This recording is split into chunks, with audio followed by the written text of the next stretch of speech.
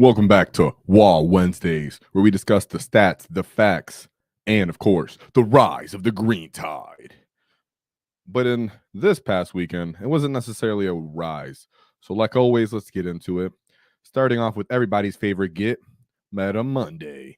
So, as you can see, according to Meta Monday, Orks are sitting at a 38% win rate as last weekend. 3 players went X and 1, and we had 102 players roughly in this weekend. That's really a little less popular than we have been, roughly around the same popularity as Chaos Space Marines right now, right? What I want to do when I look at this Meta Monday is I like to actually look at his notes because, I like to see what his opinion is as it becomes the general opinion of other people for the most part. So what it says is Orks had a brutal weekend this weekend, representation and a whopping 38% win rate. 3 of their players did go at 3-1 or X and 1, excuse me, which is pretty healthy, but it seems caught between custodes and factions teching into custodes. I'd like to elaborate on that. One thing I really want to point out here is people will still perceive the X and 1 as being good and healthy and something that's good for them. What we must understand is when we go to the averages and our representation being 38%, when we talk about the median is actually what's more important, right? Because there's always a skew in there based off the very, very top percentile of players and then everybody else. So even though the percent and win rate looks a certain way, there's the actual true definition of where we're at and the median shows. And as you can see, Orks have been sitting actually below 40 for, I believe, last 2 weekends, maybe even 3. So really what it is something that I always preach around here is that Orks are a very fair and direct army, and they're very matchup dependent right now in the current meta, right? So a very high level player can run people over by just beating them, playing the mission, understanding our strength, doing great in the combat phase, and playing a very fair game of 40K.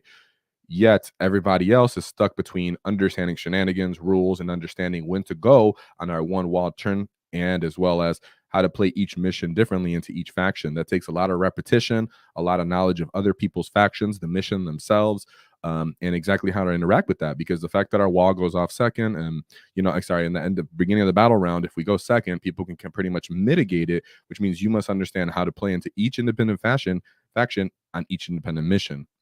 What I mean by that is if an enemy can sit in a corner and castle for an extent, we'll say maybe it's a take and hold mission, maybe like a ritual where they can spawn them on their corner of the board. And then, in the ritual, you do that. You can end up kind of boxing in an area and they can retain primary and then score their secondaries as will with the rest of their army and focus on killing us too quickly, right? Compared to another army where they have a mission where they have to actually come out and meet us in the middle of the table, we do much, much better into that, right? So these are all context. This is all context that needs to be taken into consideration for you as an Ork player, especially a new Ork player, to understand, yes, this win rate is very accurate because we do have some hard matchups, but we really do have a 50-50 chance going into everybody. And I want to point that out here to keep everybody encouraged for the most part, right? Because we're looking at now Goonhammer, faction versus faction. I'm going based off February 1st to March 13th. Now, what I want to point out here before I actually talk about each matchup like I like to do is we'll just scoot out into the middle of this and you can see based off a 40, we'll just round down to 47, all the way up to about a 52. Look how many factions this is encompassing, that we're going between a 47 to 52. That's subject to change weekend to weekend, essentially. That means all of these factions, we'll say roughly 12, 13, we have about a 50% chance of going into statistically, mathematically. And there's only a couple factions, like we always like to talk about, World Eaters. We have a big dump on them, sucks for them. We do well into Space Marines and Chaos Demons and Chaos Space Marines and Space Marines as a whole. But on the other spectrum, we do have hard matchups, and these hard matchups look a bit worse for us than some of our good matchups. And you'll see as we do this every Wednesday that we actually this changes all the time, right? That but it only changes by marginal increments throughout the weeks. That way we can actually track and understand who our hard matchups are. So something that's been since before the data slate, but is now looking a little worse right now, is Death Guard. Death Guard is constantly a very hard matchup for us. I'm sure you boys know, but I can go into it, of course. Leagues of Voltan. People always look at them, not really a high tier army, not winning a lot of events, not constantly going 4-1. Yet for Orks, they have a lot of tools and stuff that goes into us. They're odd toughness, they're great armor. They're great armor themselves, but they're great anti-armor weapons. And then they have an odd volume of attacks, with their stratagems being included. They're hard to us for the most part, and they don't require the same tools as other factions do when you beat them. Adeptus Sororitas is a faction that really did catch me off guard, but it caught the whole Warhammer community off guard. Once their predators got taken out, and you start looking at them, and you're like, wait a second, why is this armored army more hoardy than me? I'm a Xenos. What's going on here? You got more bodies, more activations, cheaper units, chaff everywhere, and that just catches everybody off guard. And they're very uncommon for the most part. Therefore, if you don't know their rules, they're very likely to get you game one, right? Custodes, this was actually looking worse. It's been getting a bit better for us. I think people understand how to fight on death into them, understand that mission is always a huge factor. And Custodes players sometimes get a little too confident, possibly into Orks, not knowing that we do have ways to beat them as long as we know the ways we have to beat them, right? Drukhari, I think this is subject to us not understanding them yet as a whole community. We do have tools to beat them a lot because what we're good at is denying them their primary and still retaining our secondary and killing them in a bit too quickly in some ways. But it's always list dependent, right? Black Templars, most people see them as a meta bully. Yeah, here we are, 48% win rate. This is a good example, along with T-Sons, Necrons, and Astra Militarum, that are all looking like powerful, strong factions. Even if I go back and look on Meta Monday, Orks are sitting at almost a 50% win rate against them across the table. There's a reason for that, because we do have the tools to beat all these people. The issue comes down to when you start looking at our events, people end up going 4-1, even at the top levels, because if you have the tools for Necrons, you might not have the tools for Leagues of Voltan. If you have the tools for Death Guard, you might not have the tools for, we'll say, Eldari or Drukhari, right? They're actually slightly different and everything in that way. So what I want to do, like I always do, is look at the players that went 4-1, or if they go undefeated. This weekend, no one went undefeated. Look at their stats and their matchups. So remember, guys, this is a conversation. This is a back and forth. So comment with me now, or comment, when you see this later. But speak back to me. I'd like to hear what your own anecdotal experiences and understanding is, because we all come from different places and different metas. So speaking of, we have a meta in Spain going. This is a GT that was played out in Spain. 50 players, 5 rounds. Let's go. So we had an Ork player that did end up going 4-1. It's Ivan. So before I get right into Ivan's list, let me take a look at chat so that you guys know you parted the wall. Let's go. Here we go, boys. Whoa. Pojo chicken. That's hilarious. Enjoy listening while I build some terrain. Let's go. Orks. I'm shocked the Orks is 50% matchup. That's hilarious. All right. So let's look at Ivan's list. So Ivan's list is bringing back the Beast Boss on foot. Everybody appreciates him. We could use him a little more now in the meta if he was a little cheaper. Captain Badrock, Mazrak, Scragbag, just 3, very light on characters. I appreciate that. 1, 2, 3 units of Beast Snagga Boys. A lot of people just opt for the expensive, battle line for the most part, just because the additional pip of strength, the odd feel no pain that can kind of throw enemies' math off, the re-rolls into vehicles and monsters can come into play. Trucks, only 1. Flash gets 1 unit of Gretchen, but the real twist here you get is 1, 2, 3 Killrigs. What's up? Whoa! And you guys know why I WAAAGH if you've been watching, because I constantly talk about how the Killrig may not be meta, may not be the baddest data sheet in on our index, but it is a very well-rounded data sheet. It's playing almost every phase of 40K. Not only does it transport, not only does it shoot, not only does it support in the fight phase, it also supports it actually fights itself moderately well with decent OC and an odd durability built into it. Everybody can appreciate auto hitting las cannons, giving +1 strength in the fight phase, all these different things. But as we like to talk about, you do need to tech into multiple. If you have just one, you're giving away, someone's free target for whatever anti-vehicle weapon that they have. This is a meta dependent call for you gets, but this should encourage you guys to get out there, build your kill rigs, still be motivated to use the list that you want to do and the models you want to do, because don't pay attention to the meta. The reason we talk about the meta here is so you understand what's generally accepted and good, and then you take your own war boss knowledge and experience, your own anecdotal understanding, and the context of your terrain and the missions you're playing, and you use that. And that's what this player did. 1, 2, 3 Squighog Boys, all 3-man units. I personally like using a Nobz with 6 in as a brick with Ed WAAAGH. He didn't care. Just go for 3-man units. They're great for their points, hard to displace for 125 points, great for trading.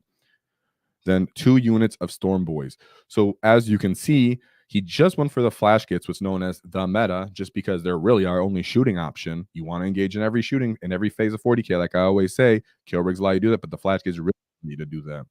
So I really Love how he fit this list in very clean. He has boys for every rig. He has just enough squigs to play the outside of the table, maybe commit early to kind of get people to invest, whatever it may be, and then just a couple of characters. Try not to bring it down to max level, and not go crazy on character assassinate and bring it down. So keep in mind, he did want to play the way he wanted to, but he understood I can't give away a bunch of full fixed secondaries. That being said, let's look into this Gitz matchups. So for game one, he ended up going into, because context matters, Tau Empire. Now, Tau are going to get rule changes, so we're not going to take too much time here because their book has been released. But Tau do have some interesting rules and tests and combinations. So we have the Commander Farsight, Commander in Cold Star Battle Suit, for example, of the Kayan. One unit of broadside battle suits along a big brick of crisis battle suits with another big brick of crisis battle suits. Already that's looking very elite. 2 units of crew hounds, 2 piranhas, 2 Skyray gunships, stealth battle suits, and then 2 tetras with Vespid. What I will say is when you start looking at something like crisis, and then broadside, the issue is for Tau against us is that we will crash into them too quickly, and they really have to wait until turn 3 to get their damage off on us. Therefore, with this many points invested in about 3 units, they don't have enough chaff and things of stuff in our way to delay us long enough for them to get off, right? So if you maximize the terrain, you understand the mission doesn't favor that they castle, you can really have a good time into them, and he did with a 98-point win. Turn game 2, though, and this was his loss. Actually, I already had a list pulled up. It was against Leagues of Voltan, which actually directly matches what we were talking about with what's a difficult matchup for us, right? So we have a Einherjar champion, another Einherjar champion with grim demeanor. 1, 2, 3 Sagitar. Love that they can scout. They have great anti-tank for what they are, for their cheapness. And what really gets me, not only are they T10, but they have the additional PIB of OC, meaning they have 3 OC for their transport. Very troublesome sometimes as Ork players because our mission can be, hey, we might not take you off of the primary, but we can deny you the primary, but just tagging in with something, enough stuff to just get you not to get it. I don't even have to charge you sometimes. I just get there, deny you the primary. Now you have to commit to kill me. Not actually pushed on the other side of the table. In this case, Sagitar required just a little bit more. You can't just go tag your own truck there. So we have 2 units of Brokir Thunder King, right? Gravitron Blasters with their conversion rate. Awesome. 3 units of the Catonian Berserkers. One thing here is that this grenade launcher actually inhibits your movement, charging, stuff like that by -2. Great movement modifier. Very annoying, but if everything's popped in a rig, that's kind of nice for a transport. Yet this army does have the capability to pop those rigs. We have a 1 unit, just 1, of the Terminator brick. I like that he didn't overinvest in that. I think when they go for 2, they end up running out of resources. But he does have 2 units of the Hecaton land fortresses. Go ahead and put a Berserker unit in there. Put the fortress up to the middle of the table. As good OC, good durability. I'll actually show its data sheet right now because I wanted to point it out. So with this data sheet in your shooting phase, after the model is shot, select 1 enemy unit that scored 1 or more hit against until the end of the phase. Each time a friendly unit that disembarked from this unit, this transport makes a normal attack, the enemy, you can re-roll the wound roll. So keep in mind when things do come out of there, they become more killy against whatever they shot into. They ignore cover. But what I really want to point out here is this SP heavy conversion beamer, which is what the player was running. He has conversion. Excuse me, let me take the little add off so you can actually see. He has conversion and sustain D3. Conversion means that it's actually critical if you're greater than 12 inches from them. That means you're going to actually get critic sustains on 4 pluses. So those 2 shots can drastically, quickly become very damaging, very punishing, sitting at strength 10, -2, 4 damage. So, and like I like to point out here, 5 OC does matter. Built-in durability does matter. And he can get those berserkers to run out and try to charge you, even put chaff in the way if he decides to, if he knows you're going to try to charge him, because berserkers are very much kind of chaffy, right? So great anti-take firepower there for the most part. I know it's only strength 10, but for Orks, it's kind of just what you need because Killrigs are just T10. And of course, he's going to go token, right? What they choose very much does matter. If they choose to token Maz, sometimes that's an issue for them because then they have to commit into him. So there's a lot of factors here. And then, of course, everybody's favorite 3 Pioneers. That's why you got to play the table edges. This is their primary scoring potential right here. If they give you the Pioneers, you're in a great position. If they keep them back or you don't stop the edge of the tables coming in, they're going to constantly score their secondary for them. And then once you've been dwindled down, because they have moderate firepower as well, right here, they have moderate firepower as well, then they just keep the coming back and your edge of the table deeper into your deployment. And then it becomes overwhelming. So he did lose this game. And there's nothing to be ashamed of. They are actually a difficult matchup, and it is what it is. It really comes down to what tools you have.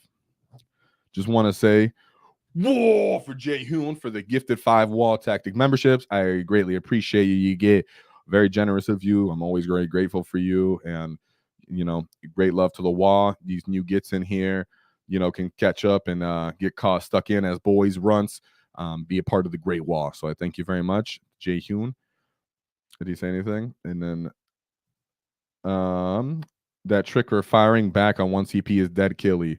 Lost a whole unit of flash gets that way. Yes, and they can actually shoot back at you for a strat, which is annoying. So they're just a difficult matchup because our flash gets are like, no, he just shot me. All right. So in his third matchup, he actually did win this one because that's the only one loss he took was to Leagues of Voltanes. So going forward, he won all his games. Right here, we have Imperial Knights. Canis Rex, literally Rex. Great profile across the table. Great into Orks in every way. Fantastic model. Just needs to be played right. Knight Errant with unyielding Perigon. We have 1, 2 Helvrins, and then 1, 2, 3, 4, 5 Warglaves with 1 Caladius Assassin. This list is pretty meta. Played right into this. I played into, I think, this almost the same exact list, except for it doesn't have the assassins. It has some Inquisitor henchmen, possibly, I think, and some other one of the other Inquisitors. With that being said, in this list, mission very much does matter.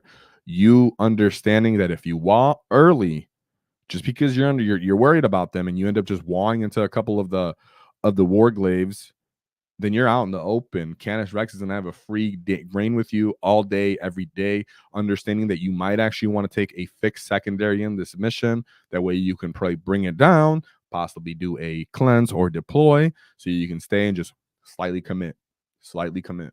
Okay, now that you've come up and I've dwindled you down a little bit, you're close enough for me to get off on you.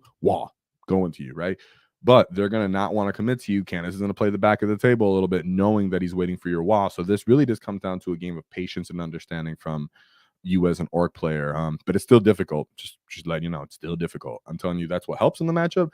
But it can be difficult if you don't bring the proper tools. But I appreciate that Mike get understood to do it because he got a 98-point win right there. Let's go. Whoa. All right. For his fourth matchup, we have the Black Templars. So he has an Apothecary, Captain Grimaldus, and High Marshal Helbrick, followed by 1, 2 lieutenants. Are they the same? I think they are. Yeah, but one has the Witch Seeker bolts. And then a Marshal. Quite character heavy here. I'm just going to say. We have a Crusader squad, 1, 2, with 1 Impulsor, 2 big units of Blade Guard veterans. I can appreciate that. Only 1 squad. Land Raider, Sword Brethren, and then a Scout squad. So it's not that this isn't killing and a not effective list. It's that it's not doing combined arms well, and the fact that we can fight on death and start doing trades with them. He actually doesn't have anything great. Let me see to really pop the rigs. Besides, even then, this Land Raider is a Redeemer, so the rigs can actually optimize all of their multi-phase capabilities here because they're not getting popped any of the threat saturation. People might overestimate how killy they are and be scared of them, actually, not understanding they have terrible AP, even if you tell them. So it's still great nonetheless. So just know that this is still a good list if you're playing heavy elite as an Ork player yourself, but you're having transports, which is something we definitely appreciate. You understanding to always save your AP. I always say that when you're talking in the power armor armies like Black Templars or CSM, stuff like that, Blood Angels, you need to know, Space Wolves, you need to know, I got to be patient and save my CP. I'm not going to hard as nails right now because I'm going to fight in death, right? You need to know to hold on to 3 CP so that you can fight on death, Unbridled Current, and stuff like that.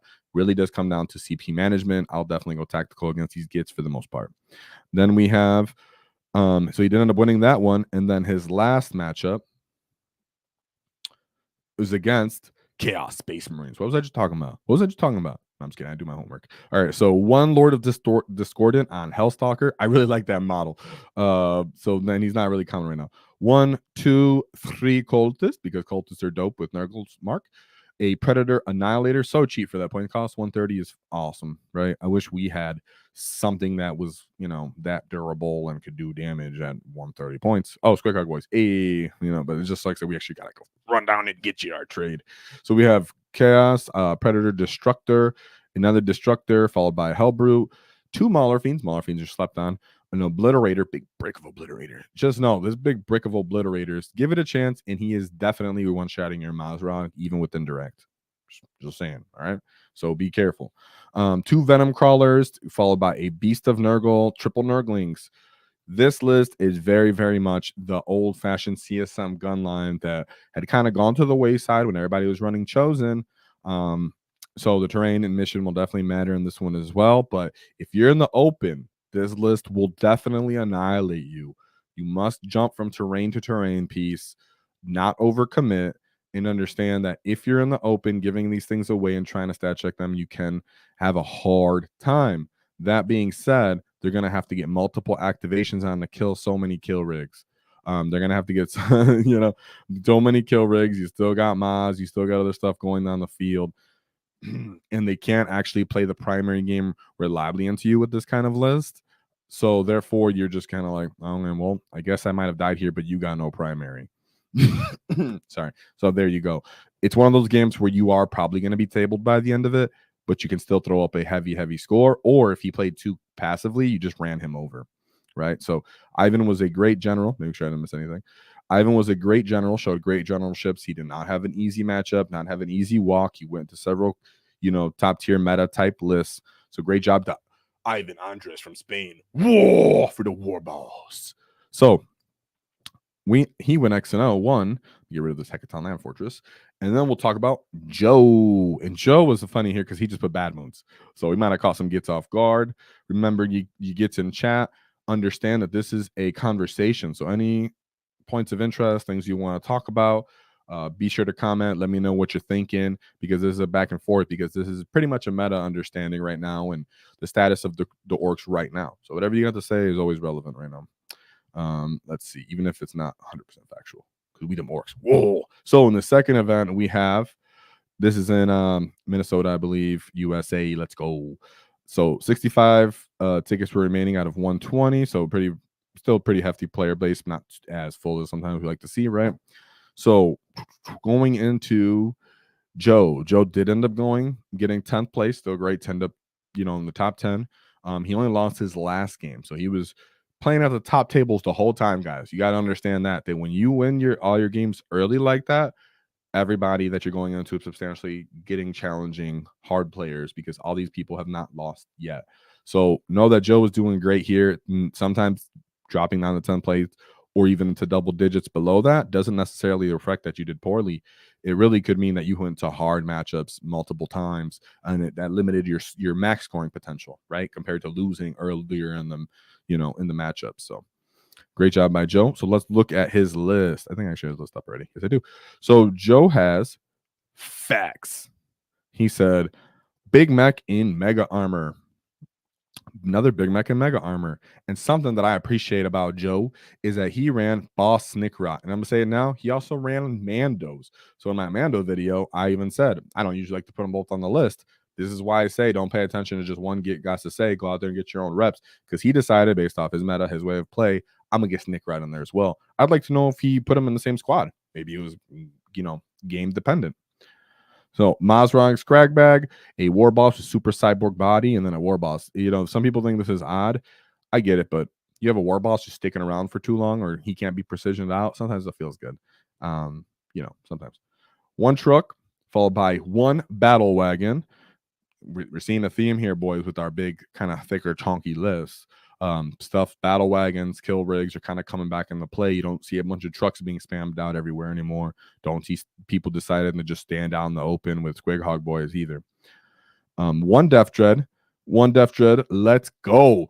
Yes, for the Death Dread. Now, what's the point of the Death Dread? In reality, guys, you're really just hoping to battle shock people sometimes. That's a huge strategy at the top level. Sometimes if you can pull off battle shocks, start battle testing people so they can't use strats, as so many armies are heavily dependent on their strat capability. Death Shred can kind of catch people off guard there, and he's a good rapid ingress target, stuff like that. 1 unit of Gretchen, only one. Gosh, I always go like, man, you guys are dope that it can just run around with just one Gretchen unit, not be scared to be deep striked on. 1 unit of Mandos, followed by 2 big units of Mega Nobz. He was a fun twist. He decided I'm going to put 3 with custom shooters and with power claws, and then 2 with the twin kill saws. I actually really like that. If you got the models and the kits like that, I would say try that out. It looks actually pretty good. Then we have 2 big units of bricks of Nobz, the scalpel unit. Normally we call this a scalpel unit because they can cut out that problematic enemy problem that you have. He decided I'm gonna bring them as a battle axe more or less and just bring 2 of them and Mega Nobz. He was like, whoa. So I appreciate that. He just went all in on the Nobz essentially. And then 2 units of Storm Boys because everybody loves Storm Boys. So takeaways from this list, he went all knob pressure heavy with a Death Dread. He put the Battlewagon in there. That way he could just fit so many gets in there that he has to. The Mandos to hold the mid table, and he just went all at you.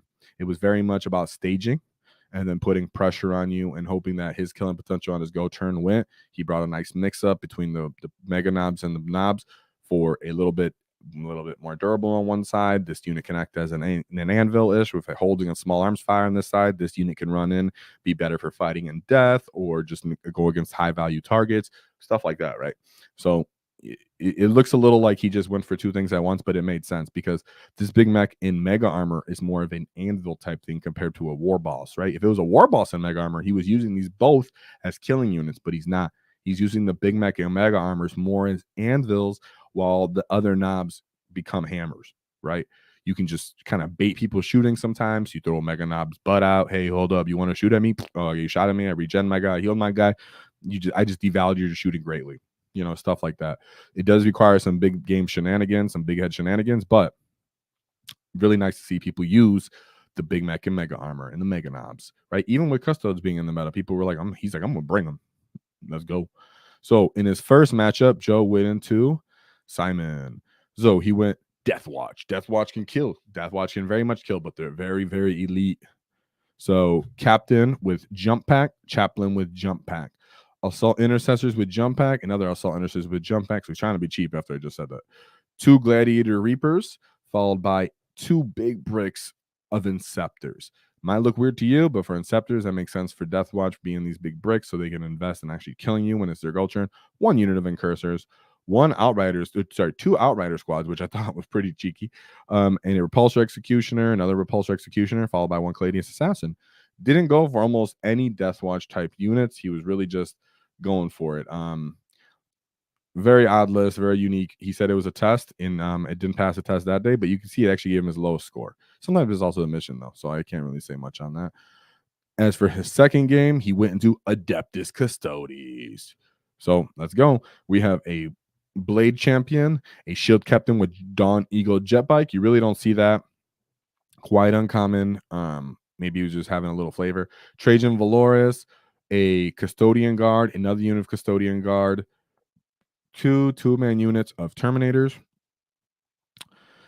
a Grav Tank, a Telemon Heavy Dreadnought, and then 2 units of Praetors. So I'll just say, just between these 3 units in the character, obviously you're all thinking that's not very meta, and it's not.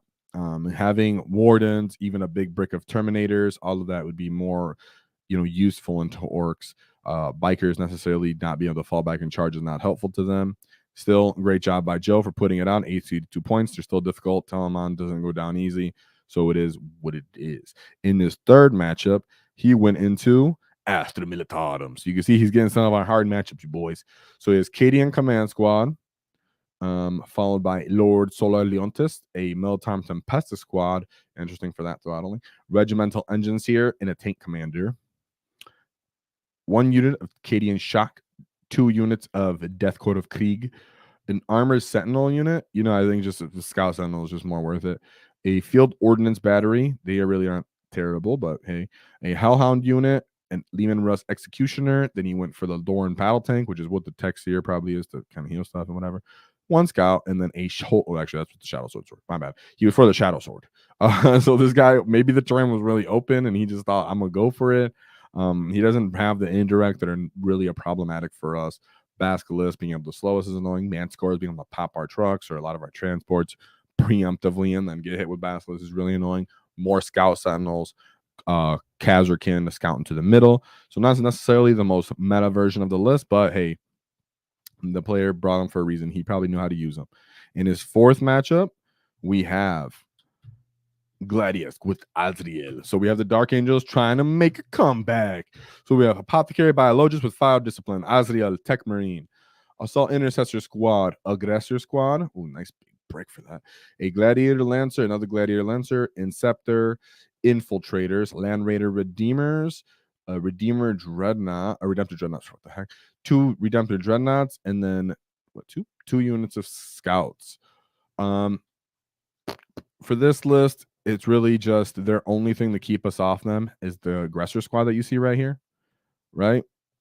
And other than that, they're mostly trying to take advantage of being able to advance and shoot. You know, the Dreadnoughts kind of want to advance and charge. I don't really think, because it's Gladius, I believe, right? When I looked at it, or maybe, yeah, it was Gladius Task Force.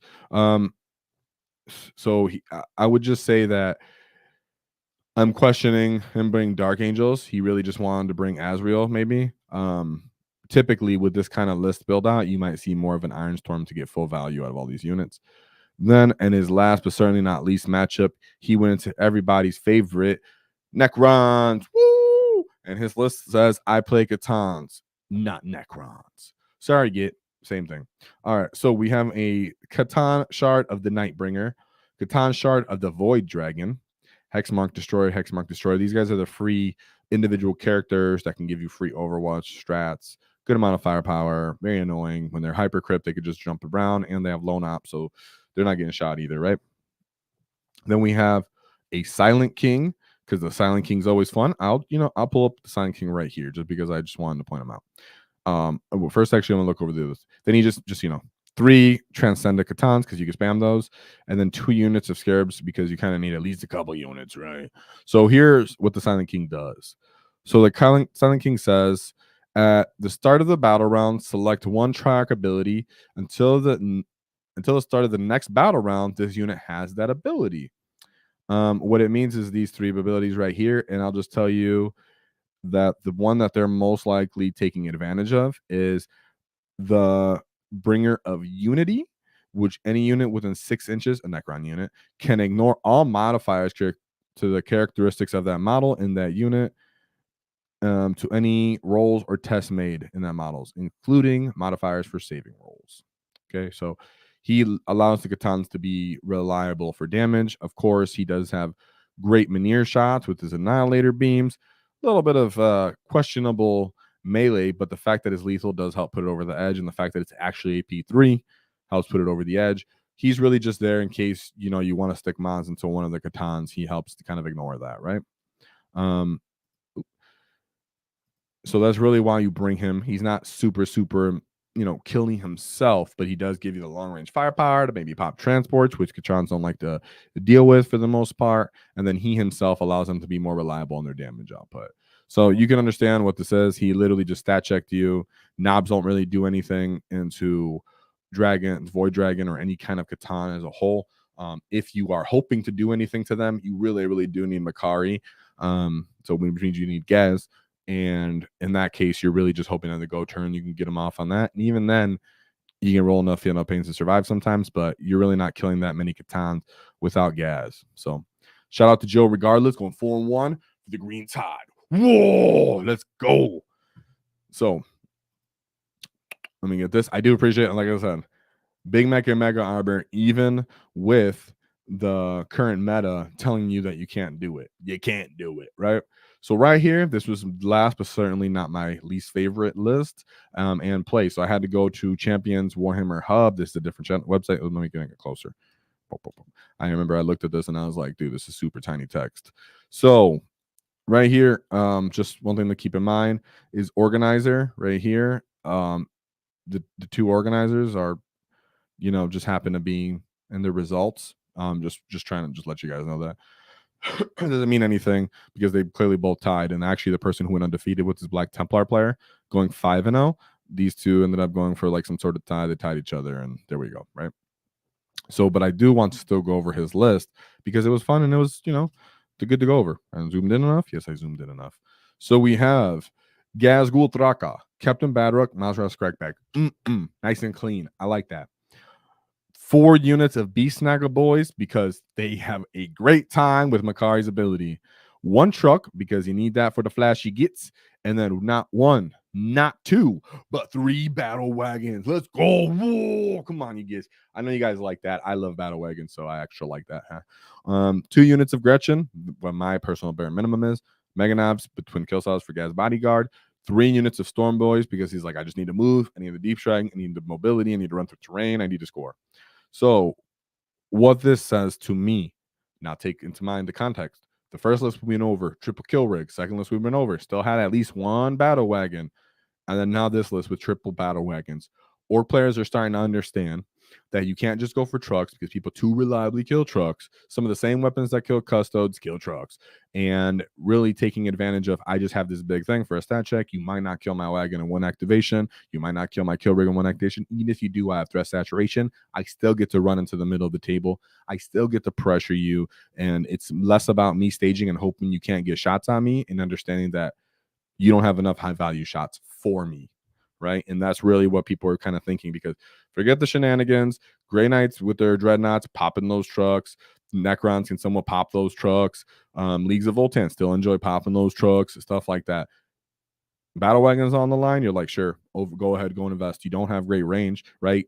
Death Guard with their entropy cannons even don't have great range. There's only 24-inch range. So you keep all that into consideration. A Hellfriend doesn't have a great time shooting at a wagon, but has a great time shooting at a truck type thing. Okay.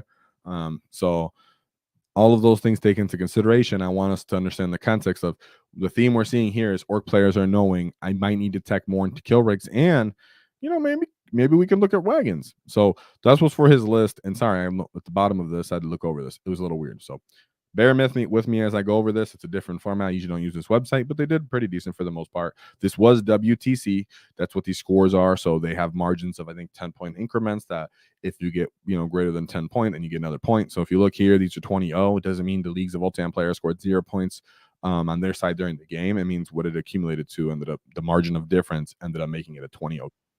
So Leagues of Voltan as his first matchup. Let me scoot up here. We have a Brokir Iron Master, an Iron Here champion. 1, 2 units of the Hearthcon Warriors. No competitive or top tier list that I've seen or have understood with combinations use these guys currently, but they were where they were before. This looks like a bit of a older pre-data slate maybe list in my opinion, and he just tried to still make it work. 1, 2, 3, 4, 5 Sagittars because that's healthy. 3 Catonian Berserkers, followed by just 1 big brick of Hearthguard with the plasma guns, a land fortress, 2 pioneers, and that's it. He's really just saying, I'm gonna put all my Sagittars in the way. Here we go. You run out of volume in a certain sense here, and the Sagittars give you a false confidence if you have to run up to the middle of the table to score your primary, to try to score your secondaries. We can give you a false confidence, and we start tagging them, bagging them, beating them up. Flash gets, enjoy Berserkers. Even in Overwatch, you're like, oh, you guys want to get killed.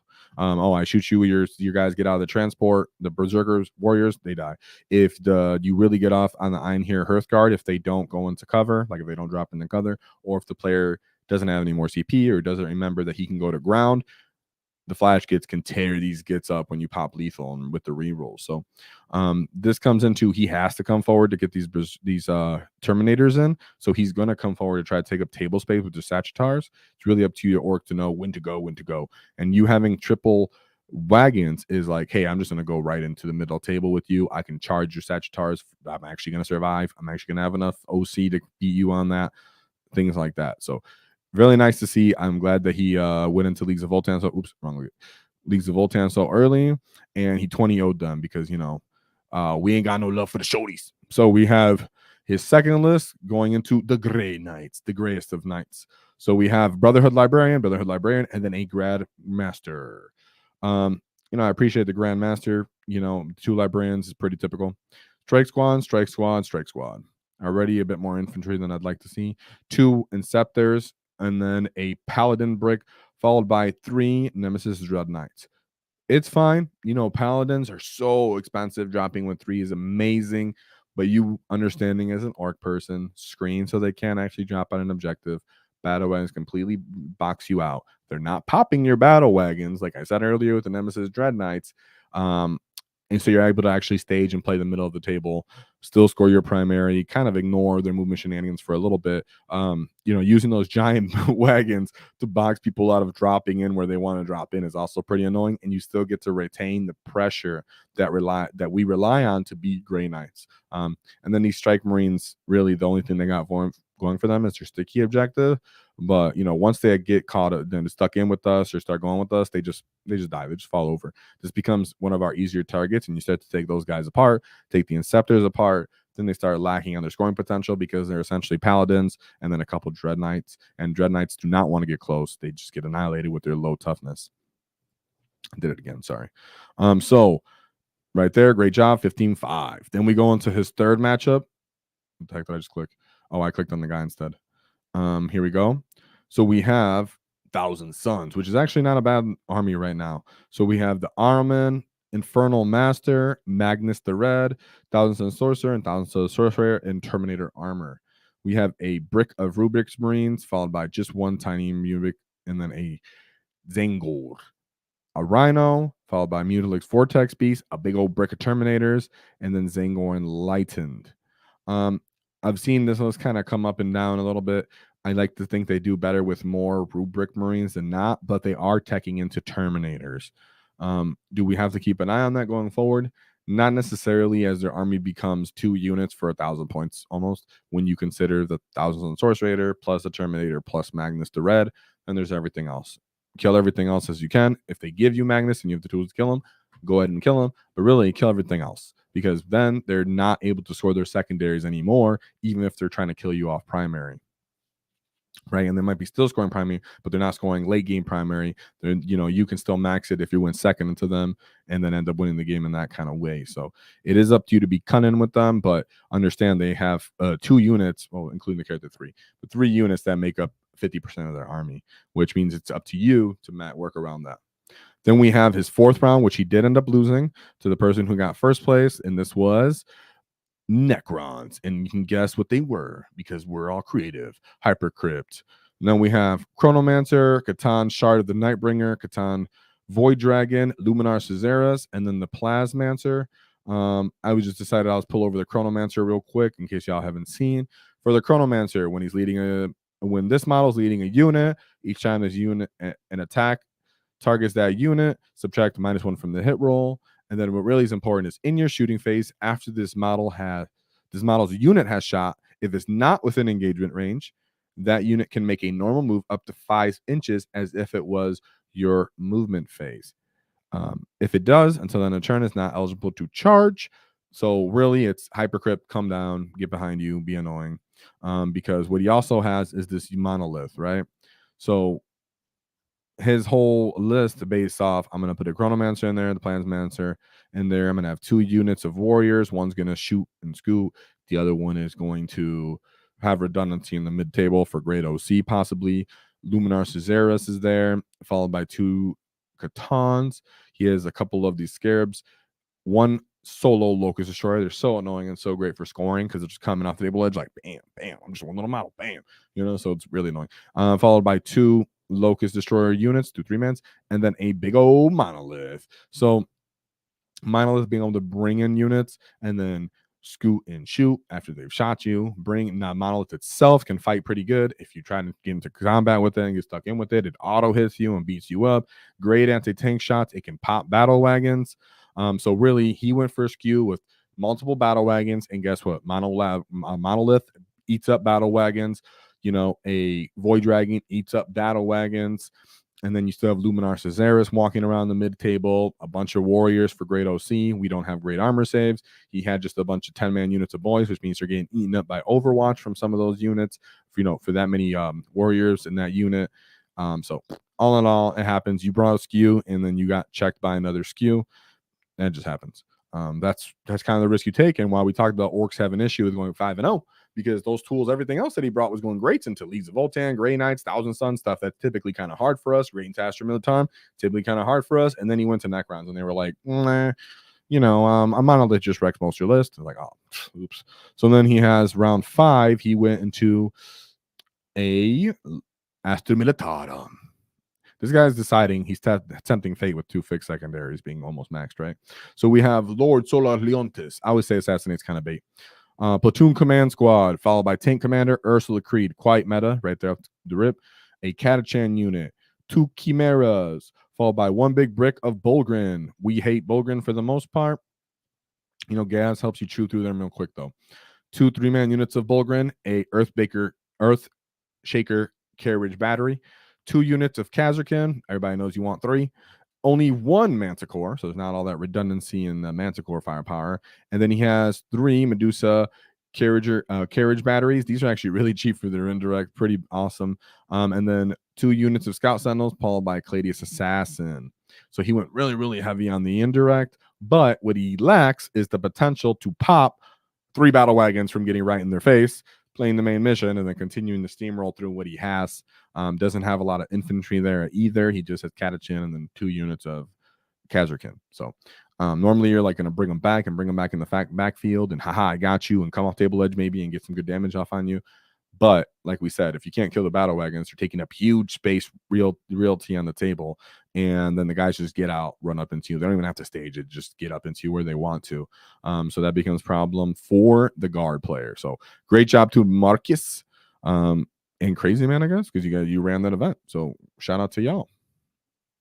So that's what we went over today with the Orks and the stats and the facts. Always going over the faction versus faction matchup to talk about where Orks are at. So my final thoughts: the meta is balanced, statistically speaking, but as an Ork player, you got to understand that some tools are going to be great into some matchups. I'll just be fun right here. Let's just say Gaz plus 20 units of 20-man Beast Snaggable unit with a Pain Boss, even, right? That unit shreds Catans. If you can charge 2 Catans at the same time, and if you have a Beast Boss instead of a Pain Boss, you can pull down both Catans in one go. If it's on your Gua turn and you got Gaz there from Makari's, you're re-rolling, you're just blending them, popping them right on Carnage, just sticking them all in, just beating them all up.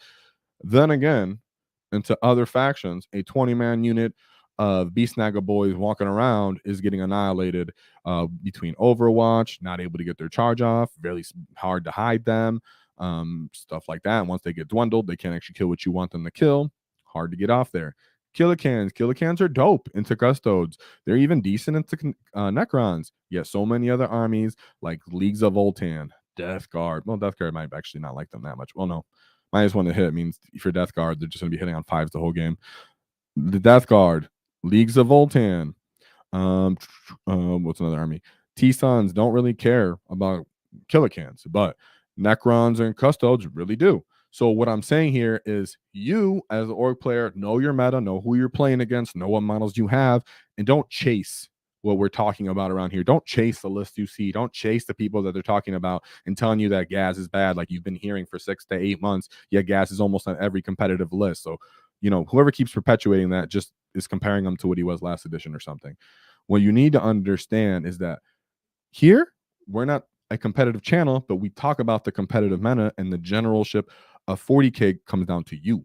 How you play the mission, your general knowledge of the primary mission is what matters much, much more than you running the optimal model, because the meta will change. Our codex is coming out.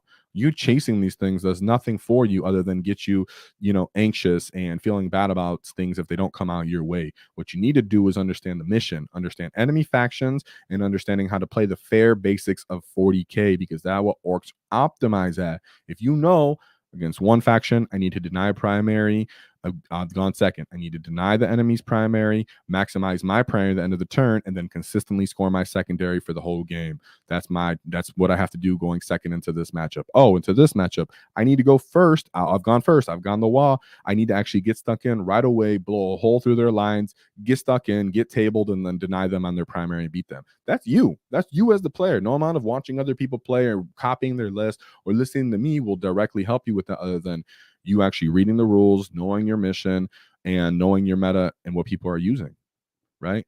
But what we can tell you is what is most reliable for reliable outcomes, what is known and tested, and how to use what you like to use. And that's what we care about right here, because it's about the Great WAAAGH, which means you all are war bosses, because we're all in this Great WAAAGH, right? So let's get stuck in. Let's have a great time. Don't care that we're at 38% win rate of this last weekend. Orks is never beaten, which means you aren't either, right? So let's look at what your chat's got to say before we get off this. So we have just got done with escalation lead. Overperforming was Weird Boy with 20 boys. Underperforming was Shock Jump. Without Assault, it's so bad. Underperforming, the Shock Jump was never performing to begin with, my friend. What's up? But I'm still glad you took it, just because, you know, you're trying escalation league. He can still jump around the table. It's fun. The 20 Weird Boys, I like that. Solo Weird Boy does great. Mobility with a big brick helps you not get shot, right? He said he played at that event, went 3-2. Great WAAAGH won 3-2. Played Black Templars 3 times, Tyranids 2 times. I'm gonna guess you dropped 1 Black Templar game and 1 Tyranid game, if I had to guess. Daggers. Whoa, better late than never. Hey, speaking of daggers, check this out. I got me a gargantuan squig-off that was made by our boy Daggers, who's in our Discord. Look at that. Yes, I requested the tongue. Yes, he put the awesome horns. Yes, he did this himself, and he's great for it. So I appreciate it. It's sitting right here because I like to look at it sometimes. Yes. So thanks for the likes also, and you guys watching. I appreciate you. For the shout out. Oh, I don't know why. I checked to see if I liked the video. Thanks. He said, hey, I'm new to 40K, building my first army. You already know what faction I picked. Let's go, boys. Yeah, Matt, let's go. So, Matt, I'm glad you said that. Glad you're here. Hopefully you heard my little rant. But what I want to say is us going into a codex, it is very important that you, as a new Warhammer player, just pay attention to playing the basics. Pile in and consolidate. Know the difference. Know what you need to do to get into combat range. How to avoid base to base. We're going to go over some tactics there. You can watch some of the videos. We'll get more into that too. But really knowing the basics is how you become a great Ork player. Knowing the mission. Knowing secondaries. That brings out the best of you as an Ork player, which is really good, because that means it really does come down to your generalship, right? And then as for the collection, dude, stuff is good and down and bad and stuff all the time. That doesn't matter. What matters is you look at your models and you're like, this is dope, right? One model that I liked was this Knob with wall banner. Look, I got the OG one, dude. I broke him so quick that this is pinned. I broke him like the first day I got him, and I loved him. And then when the edition started, you look at both of our tier list videos, I put him as a top of C, almost B tier, because I knew his rules and I already appreciated him, and he wasn't battle tested. That was me just playing what I like to play and understanding he's good. Doesn't mean I'm a freaking genius. It just means I didn't care about what other people had to say. Neither should you, other than that we're all in this together. We're all war bosses. So just have fun, dude. You'll love Orks if you don't take them the same way that other factions kind of take themselves too serious, right? In the grimdark future, we're the only ones having fun. And sometimes that's how it is for the competitive scene too, bro. So Matt, check out Discord. There's plenty of help for good. That's true. And that's what I talk about too around here, guys, right? There's me. I'm knowledgeable, do my homework. I'm very down to earth with everything I'm understanding. I put much effort into this. But at the same time, in our Discord and a part of this Great WAAAGH, there's a bunch of great war bosses. There's people that we go over on here that end up in our Discord and they're dropping big knowledge bombs and giving me ideas and giving other people ideas. That's why it's dope, because I'm not here preaching at you. There's a conversation all about. You talk to me, I talk to you. I talk in Discord, I reply to the comments, all of that stuff. And I'll see you at Adepticon, right? And he says, I'm not a war boss. I'm a weird boss. No, you're a gargantuan squig-off boss, because Aaron right here was talking about double gargantuan squig-off before anybody was running it competitively, and all of a sudden that popped up to the meta. Seeing the squig-off in the video live makes me so happy. Glad you liked the dude. Stoked. Made it across the pond. Yeah, he only had one little piece broken, you know, and I fixed it real quick. Ready to stomp him good. Yeah, I really love him. Just he's unique. He fixed my army scheme. The fact that you only seen my army in pictures, but you matched the squig color in the purple is fantastic. You know, and the details I really love. So thank you. Oh, and it's magnetized, boys. Magnetized. Look at that. Yeah. Look at that, dude. GW, everything, models on there, and my boy has that eye. I love it. So, you know, that's what we're about around here. You get having fun doing what we want to do. So, with that being said, stay positive, stay encouraged. The codex is coming out. I think GW is hopefully going to go more towards the Tyranid side of our book. Not saying that we're going to be on the same power level. What I mean is the flavor of the book. And then hopefully we're going away from the Dark Angel side because, you know, they were kind of weird on their book in Admech, right? So I'm just positive, as you should be too, because in the grim dark future, orcs are always having fun, right? But there's definitely one thing to keep in mind is don't cross our wall because we knock your teeth out. Whoa! Do we end it?